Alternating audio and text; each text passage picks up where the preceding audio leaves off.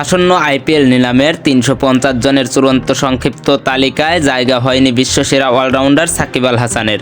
১ কোটি রুপি ভিত্তিমূল্য নাম নিবন্ধন করলেও শেষ পর্যন্ত তালিকা থেকে ছাঁটাই পড়েছেন তিনি।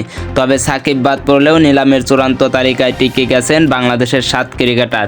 তালিকায় থাকা বাংলাদেশিদের মধ্যে সবচেয়ে বড় আকর্ষণ কাটার মাস্টার মুস্তাফিজুর রহমান। বাঁহাতি এই পেসার সর্বোচ্চ ২ কোটি রুপি ভিত্তিমূল্যের ক্যাটাগরিতে জায়গা করে নিয়েছেন। বর্তমানে সংযুক্ত আরব আমিরাতে আইএল টি-20তে দুবাই ক্যাপিটালসের হয়ে দুর্দান্ত ফর্মে রয়েছেন তিনি, যা নিলামে তার দর বাড়াতে ভূমিকা রাখতে পারে। মুস্তাফিজ ছাড়া তালিকায় থাকা অন্য ৫ ক্রিকেটারের ভিত্তিমূল্য ধরা হয়েছে ৭৫ লাখ রুপি করে।